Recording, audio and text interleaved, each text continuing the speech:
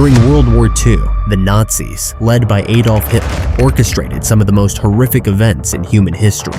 Under their regime, Germany invaded numerous countries, spreading a reign of terror across Europe. The Holocaust, a systematic genocide, resulted in the deaths of millions of Jews, along with millions of others, including political dissidents, disabled individuals, and ethnic minorities. The Nazi war machine was seemingly unstoppable, driven by a brutal ideology of Aryan supremacy and territorial expansion. However, once the war ended, so did the Nazi terror and crime. One moment they were all anyone talked about, and then it seemed like they just disappeared. But here's the thing, they didn't just vanish like magic. Today, we're diving into the explosive aftermath of World War II to uncover the fate of the Nazis. Did they quietly vanish, or were they deliberately silenced? Brace yourselves, because this journey through history is like a roller coaster, packed with secrets, scandals, and a country they now call the Nazi safe haven. Here is what really happened to the Nazis after World War II.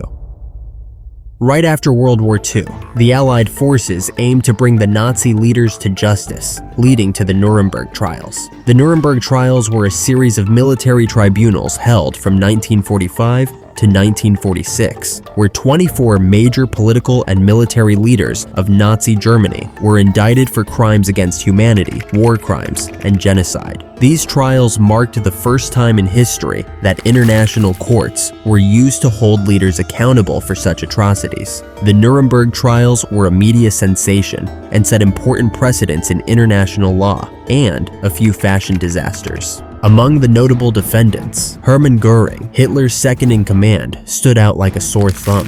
Göring was sentenced to death, but committed suicide with a cyanide capsule before his execution. I guess even the Nazis had a flair for the dramatic. Rudolf Hess, another top official, was sentenced to life imprisonment and spent the rest of his days in Spandau prison, ultimately committing suicide in 1987. In total, 12 of the defendants were sentenced to death, 3 were acquitted, and the remaining received various prison sentences out of the millions of Nazis. Talk about an unlucky bunch. So, World War II ended, Germany was a hot mess, and everyone was asking, what do we do with all these Nazis? The failure of the Nuremberg trials led the Allies to launch a new and controversial scheme, denazification. After the Allies won World War II, the United States, Britain, France, and the Soviet Union carved Germany into different occupation zones. Their mission? To scrub every trace of Nazi influence from society. This meant getting rid of Nazi symbols, disbanding organizations,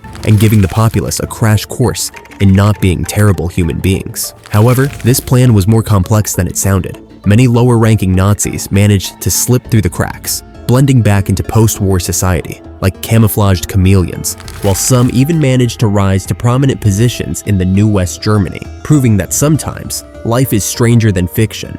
But life for unlucky Nazis who did get caught and detained was not equal depending on where they lived. The Soviet internment camps, yeah, those were the worst. Like a badly reviewed vacation with no return ticket. Naturally, many Nazis tried to move to Western zones where life was slightly less terrible, but of these, French-occupied Germany was the most chill, simply because they believed the entirety of Germany to be at fault for the war and did not classify Nazis and non-Nazis. Talk about an ideal yet awkward vacation spot. According to denazification rules, offenders should be removed from high-ranking jobs and made to do manual labor. However, if every Nazi and supporter had been held accountable, there wouldn't have been enough skilled workers left to keep society running, much less improve Germany's economy. In the British-occupied zone of Germany, about 90% of the lawyers were Nazis. It was difficult to remove officials without risking the collapse of the judiciary and law and order. So Britain decided that up to 50% of the German legal civil service could be staffed by nominal Nazis. People who were Nazis, but not too extreme in their beliefs. You know, Nazi, but not too Nazi. When the denazification process began, it was seen as a long-term plan, with General Eisenhower estimating it would take 50 years. Despite being motivated to see it to an end, by 1946, Eisenhower handed over the reins of denazification to Germany. Yep, you heard that right. Germany was now in charge of enforcing their own punishment. It's like being asked to grade your test that you know you were failing miserably in. Unsurprisingly, Germany took a more relaxed approach to dealing with Nazis. People born after 1919 were considered brainwashed and not punished. Of the public officials the US removed, 75% were later put back in their jobs. But that wasn't all. To avoid the complex process of trials, 90% of Nazis were classified as minor offenders, which helped avoid lengthy court cases. By 1951, denazification was over, and the focus shifted to helping victims and their families with compensation. Thanks to numerous pardons and amnesties from the German government, almost 800,000 people avoided any punishment at all. So, was Germany truly denazified? During this time, an astonishing 77% of top officials at the German Ministry of Justice were still former Nazis. Furthermore, South America turned into a Nazi hide-and-seek playground for the worst of the worst Nazis. Who knew dodging the law could be so tropical? It is believed that up to 90,000 Nazi officials and collaborators had supposedly fled here to seek safety and shelter after the war.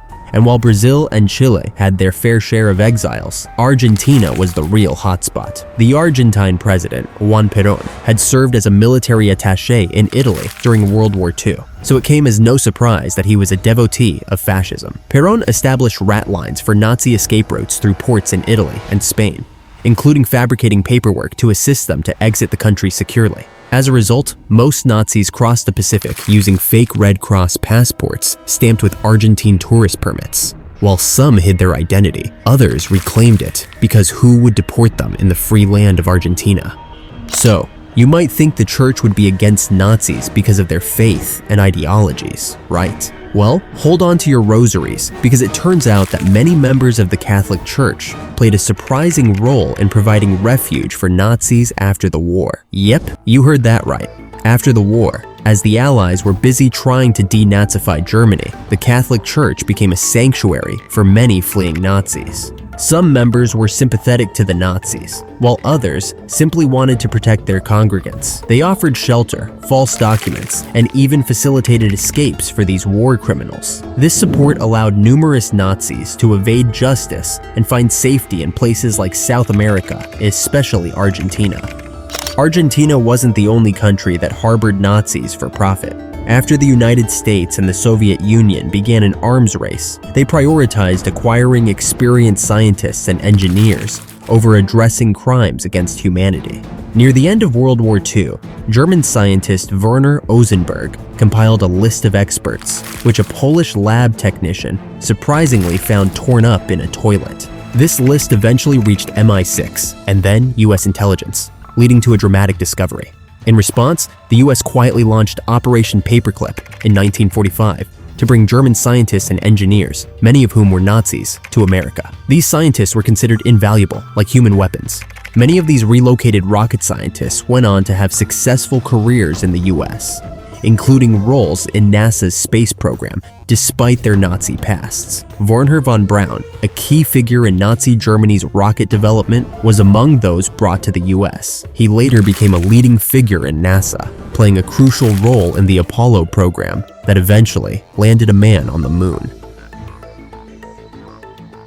In the post-war era, some of the most infamous Nazis managed to slip into hiding and escape Germany. While some lived their entire lives evading justice for mass murder, others were captured by Nazi hunters, determined to expose these hidden criminals and bring them to justice. Adolf Eichmann, the key figure behind Hitler's final solution and the concentration camp system, managed to escape to Buenos Aires, where he took a job at a Mercedes-Benz factory and lived with his wife and 4 kids.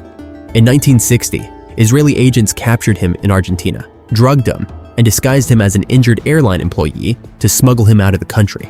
Despite Argentina's objections, Eichmann was tried in Israel and eventually executed. However, not all Nazi hunters were government agents. Simon Wiesenthal, a Holocaust survivor turned Nazi hunter, tracked down Franz Stangl, a Nazi, in Sao Paulo. Action T4 was a program that targeted people with physical and mental problems for euthanasia, and Stangl was held responsible for it. After Wiesenthal tracked him down, Stangl was extradited to West Germany and sentenced to life in prison. In conclusion, after World War II, the Allies implemented denazification policies to rid Germany of Nazi influence. but it was a bureaucratic nightmare with too many Nazis to process. The influence of Nazism extended beyond their eventual outcomes, even if many of them were imprisoned, fled, or reintegrated into society. Neo-Nazi groups and far-right radicals still exist today, typically spreading hate and xenophobia, but they tend to be more discreet about it due to the socio-political implications in today's society. And that, my friends, is the dark truth about what happened to the Nazis after World War II. If you were in charge after the war ended, what would you have done differently? If you learned something new, please subscribe and let us know in the comments what you'd like us to cover next time. Your input helps shape our content, and while you're here, you really want to watch the next video that's on screen right now. See you over there.